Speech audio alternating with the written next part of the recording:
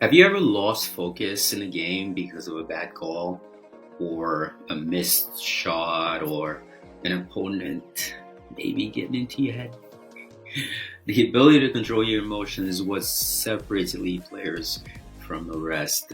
In this lesson, I'll show you how to master emotional control so you can stay calm, focused, and perform at your best, no matter what the situation is. Let's dive in. Soccer is a fast-paced game filled with high and lows, a lot of action, a lot of movements, right? 1 second you're celebrating a goal, right? And the next you're dealing with a frustrating mistake or a bad call from a ref.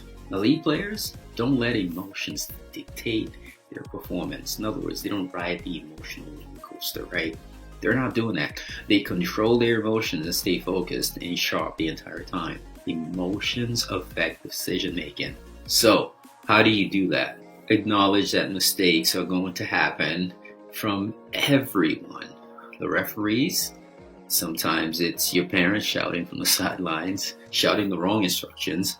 Sometimes it's your coach not fully understanding or a miscommunication between you two. Sometimes it's teammates, right? Making a mistake and then that get into their heads and they're unable to come out of it themselves. Acknowledge all those things are part of the game. Okay. Secondly, frustration leads to mistakes.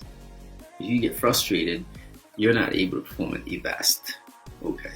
So losing focus for just a second can cost something significant from that game. If you goalie, certainly that can happen a lot faster than if you were a player way up the pitch away from your goal, but you get the point, right? And referees and opponents test your patience too, right? Your opponent may be talking or they may be jabbing at you or they simply may be really good. The best players know how to stay in control, okay? So again, why emotional control is key to soccer players' development? Simply because without the control of your emotions, people will most likely get the best of you a lot easier. Okay. Next, we'll talk about 3 techniques to stay calm and focused. All right. So, why would we want to talk about 3 powerful techniques to help you control your emotions and stay focused during intense moment? Well, it's going to make they're small things, but it's going to make a big difference. All right. So, controlling your breathing by taking like deep breaths, like right in the heart of the game. Acknowledge. It automatically relaxes you. Players almost challenge this, right? So say, for example, a lot of times when we're talking about, for example, we're training penalty kicks. All right. So, let's have a routine around that. Why? Because it takes away all the other stuff that otherwise would put undue pressure onto the kicker yourself. So a lot of times it's okay, put it down, know how many steps away you want to be, make a decision, stick with it, deep breath and go, okay? Why does ritualizing this work? Because it improves your level of success potentially. Why?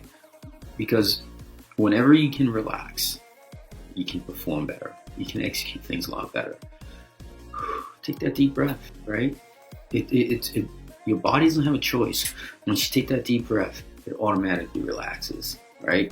Reset your self-talk, whatever that is. Let's go. You got this. A lot of people say that. Don't take these things lightly, because the next play or the next opportunity may be better executed just because you were a little bit more focused and a little bit more prepared to execute things a lot sharper. And again, you always want to make sure that you have those pre-game routines that are going to sort of like get you ready, mentally prepared to get going, okay? So those things are never going to be that different, because I want this to be repetitive. I want it to sink in. Why?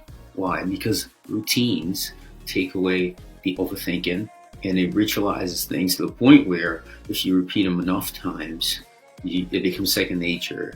And that's the way that's sort of like the way you improve your skills in any sort of sports or in any sort of skill level that you have to improve. the repetition is key, and the consistency is important.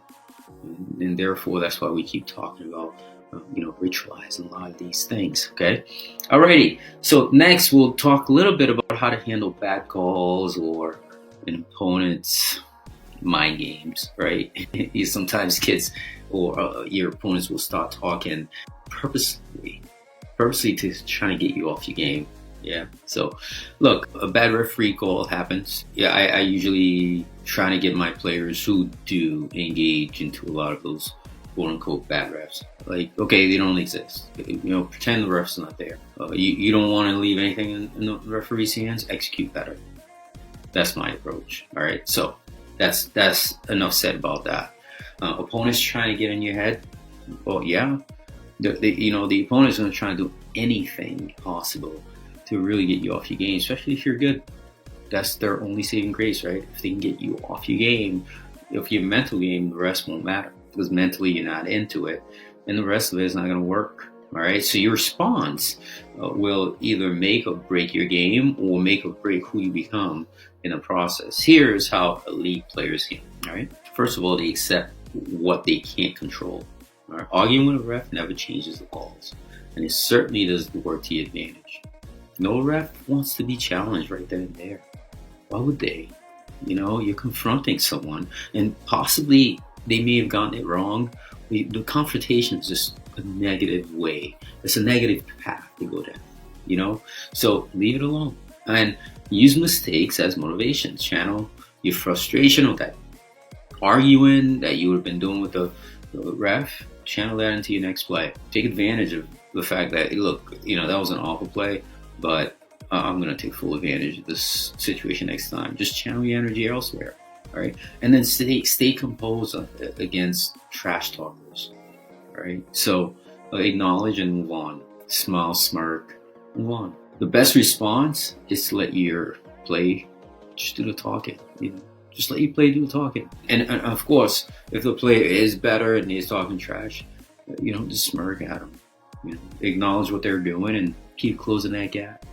So that's the way to handle these things, because getting emotionally engaged into verbal confrontations in any sort of way is definitely a losing battle, and it's usually a lose. Both sides lose. The game doesn't get played properly, and it's just a disgrace to the game itself. So, alrighty. So, time to take some action and apply this today. Mental strength is just like physical strength. All right. You have to improve with some practice.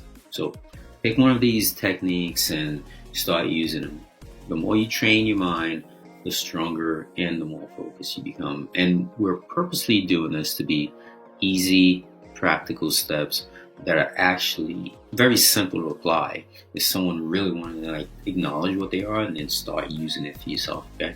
So the key takeaway here are very simple. Control what you can and let go of the rest. All right. Use whatever words are your reset word. And some people's let's go, I got this, whatever it is, use that. Why not?